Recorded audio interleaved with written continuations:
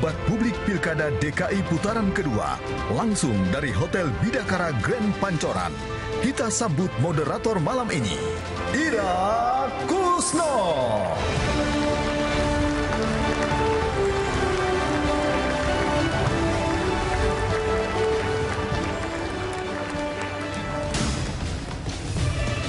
Baik, selamat malam ibu-ibu dan bapak-bapak sekalian yang berada di Hotel Bidakara Jakarta. Selamat malam para penonton, netizen dimanapun Anda berada. Inilah debat publik pemilihan Kepala Daerah DKI Jakarta putaran kedua tahun 2017. Saya Ira Kusno diberi mandat oleh KPU DKI Jakarta akan bertindak sebagai moderator debat malam ini. Debat diselenggarakan sebagai salah satu bentuk kampanye penajaman visi dan misi pasangan calon sesuai dengan keputusan KPU DKI Jakarta tentang pedoman pelaksanaan pemilihan gubernur dan wakil gubernur DKI Jakarta tahun 2017 putaran kedua, juga peraturan KPU terkait dengan kampanye. Hadirin, perbedaan format debat kali ini dengan putaran pertama adalah diakomodirnya pertanyaan dari publik, tepatnya lewat komunitas, yang akan diajukan secara langsung. Seleksi dan verifikasi komunitas dilakukan oleh para panelis. Hal ini sesuai dengan tema debat, yaitu dari masyarakat untuk Jakarta. Dan tema ini kita turunkan lagi adalah pada isu kesenjangan, penegakan hukum, dan bonus demografi dengan subtema transportasi, permukiman, reklamasi, pelayanan publik, serta usaha mikro, kecil, dan menengah umum UMKM. Penonton hadirin sekalian, 3 bagian besar debat publik malam ini akan terdiri dari bagian yang berisi pertanyaan dari para panelis.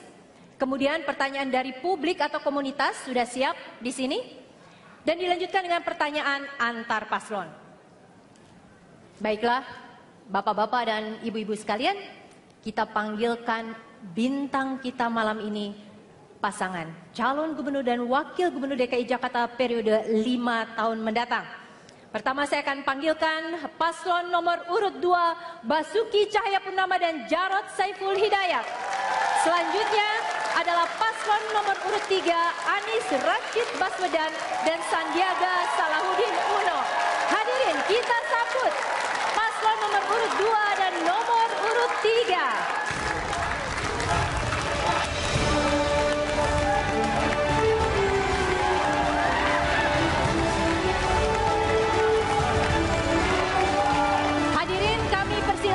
Berdiri, para paslon tetap di sini.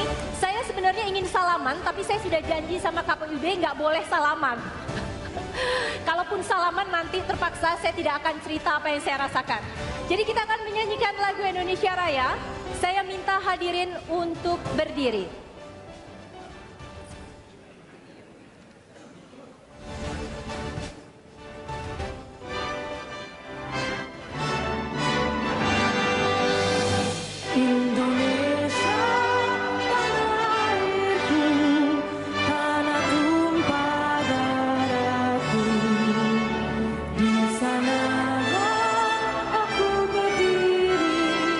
Jadi pandu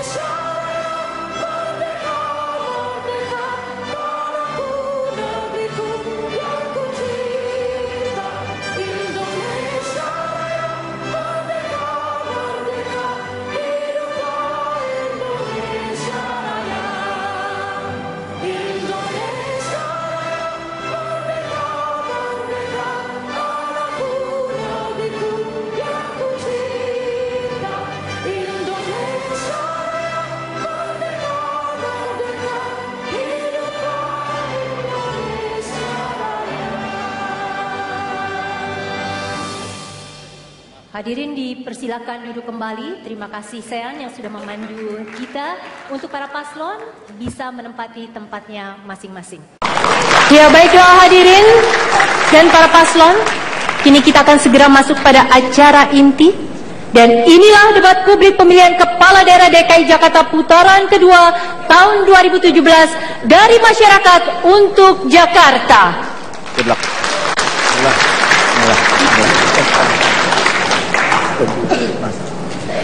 Para paslon harap bersiap. Pada bagian pertama ini akan ada pertanyaan yang harus dijawab oleh Anda masing-masing dalam waktu tertentu. Kemudian jawaban tersebut akan saling ditanggapi oleh paslon lainnya. Boleh melakukan kritik ataupun argumen jika berbeda, ataupun menunjukkan dengan lebih jelas mengapa program atau solusi yang Anda tawarkan lebih baik dibanding paslon lainnya. Siap untuk mendengarkan? Sesuai ketentuan, anggaran pendapatan dan belanja daerah APBD yang disusun pemerintah daerah harus mendapat persetujuan dari DPRD. Berkaca dari kasus yang pernah ada, alotnya pembahasan disebabkan oleh sikap oknum DPRD yang meminta semacam kompensasi sebagai syarat menggolkan proyek-proyek yang diusulkan. Pertanyaannya adalah, dalam waktu 2 menit, jelaskan bagaimana Anda akan menyikapi hal tersebut, tetapi seminimal mungkin membuat RAPBD serta program pelayanan publik yang Anda usulkan terhambat oleh sikap penolakan dari sejumlah fraksi di DPRD.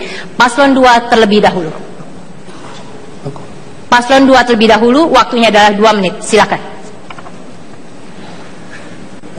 Terima kasih. Bagi kami sebetulnya tidak terlalu susah, karena kami mengalami sendiri kejadian tahun 2015. Nah, yang paling penting adalah bagaimana kita membuat transparansi. Dari usulan masyarakat sudah menggunakan e-Musrenbang. Jadi semua data bisa dilihat di Smart City. Ini siapa yang usul untuk apa, sehingga waktu naik ke kecamatan tidak bisa hilang. Nah, persoalan ke DPRD, kita jangan suuson kepada semua anggota dewan, karena banyak anggota dewan juga yang baik sebetulnya. Hanya oknum tertentu saja yang ada kepentingan. Tapi setelah kita jelaskan situasi sekarang, tidak mungkin kita belanja sesuatu barang yang tidak berguna untuk masyarakat. Kita bisa ingat dulu APBD DKI menghabiskan banyak uang, tapi masyarakat nggak pernah merasakan. Kita masih ingat dulu kalau orang sakit bisa di rumah nggak berani berobat karena hanya diganti 10%, 20%, 50%. Nah, dengan penghematan uang seperti ini, uang buat anak-anak sekolah pun sudah kita tingkatkan. Satu anak bisa dapat 600.000, 7,2 jutaan satu tahun. Tentu ini semua karena penghematan-penghematan yang berhasil kami lakukan. Nah, saya kira hal-hal itulah, ini waktunya nggak jalan. Nggak apa-apa. Kita lanjut, Pak. Ya, udah. Jadi prinsip kami, dan ada satu pasal juga yang pelajaran yang kita lakukan di tahun 2015. Apa itu? Ketika tidak ada kesepakatan dengan dewan, maka ada undang-undang mengatur kepala daerah boleh mengeluarkan peraturan kepala daerah atau pergub. 15 second lagi, Pak. Itu yang kami lakukan. Sehingga melalui peristiwa itu dengan dewan, akhirnya kita ada kesepakatan 2016 sama-sama sepakat membuat Perda APBD. Nah, itulah yang dinamika yang kami alami. Terima kasih. Ya, baik. Masih ada waktu. Cukup, Pak Jarod, karena ini memang ada masalah teknis. Kurang lebih tadi sudah mencapai titik akhir. Saya persilakan paslon 3 menanggapi. Waktunya adalah 1 menit 30 detik. Sebagai gubernur yang berinteraksi dengan DPRD, maka Jakarta bukan satu-satunya gubernur. Ada puluhan gubernur, ada ratusan wali kota, ratusan bupati. Dan apa yang terjadi, prinsip utama dalam menyusun APBD, nomor 1, lihat RPJMD 1. Yang kedua, aspirasi warga yang terkait dengan periode itu. Yang ketiga, di dalam proses penyusunannya, transparansi, komunikasi, saling menghormati, dan di dalam kita menegosiasikan konten dari RAPBD, kita harus bisa menunjukkan di mana letak kepentingan warga dan komunikasikan dengan warga dengan sebaik-baiknya. Yang sering terjadi sebenarnya bukan semata-mata perdebatan soal kepentingan 1-2 orang. Itu ada di mana-mana. Di mana-mana, di DPRD manapun, di DPR manapun, di parlemen manapun, di seluruh dunia. Yang menjadi masalah adalah bagaimana pemimpin bisa merangkul. Kami justru nanti akan mendekati DPRD dengan rasa hormat, bicarakan dengan baik-baik, tidak mengorbankan prinsip, dan penjaga terbaik adalah transparansi. Laporkan pada publik, sampaikan pada publik tanpa merendahkan pada siapapun. Insya Allah akan mendapat solusi dari kemacetan-kemacetan. Waktunya habis, Pak Anies. Paslon 2 kami persilakan kembali menanggapi dalam waktu 1,5 menit.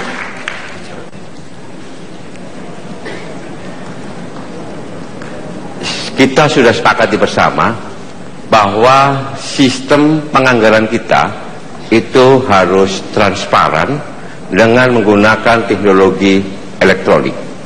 Untuk apa? Untuk menjamin dan membangun pemerintahan yang bersih dan bebas dari korupsi. APBD itu adalah uangnya rakyat. Oleh karena itu, ketika kita berkomunikasi dengan teman-teman di legislatif, selalu kita sampaikan, mari kebiasaan-kebiasaan lama yang dulu pernah ada, dengan misalnya mengambil alokasi anggaran untuk kepentingan-kepentingan yang tidak bermanfaat pada masyarakat harus dihentikan. Kita harus mempertanggungjawabkan APBD ini kepada rakyat, dan kemudian mengelola APBD ini sebesar-besarnya untuk membantu rakyat, terutama warga miskin. Dengan menyelamatkan APBD ini, kami bisa membantu lebih dari 700 anak-anak dapat KJP. Kemudian kami juga bisa memberikan jaminan sosial menyeluruh, memberikan berbagai macam subsidi kepada masyarakat.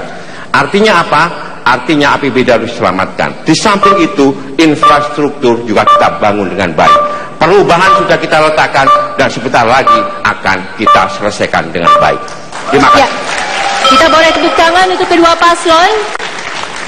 Baiklah penonton, hadirin sekalian, suasana masih belum panas di segmen awal ini, tetapi segmen berikutnya akan ada wakil dari komunitas yang bertanya mengenai masalah real mereka. Siapa yang paling mampu menjawab di antara kedua paslon ini? Simak dalam segmen berikutnya sesudah jeda komersial berikut ini.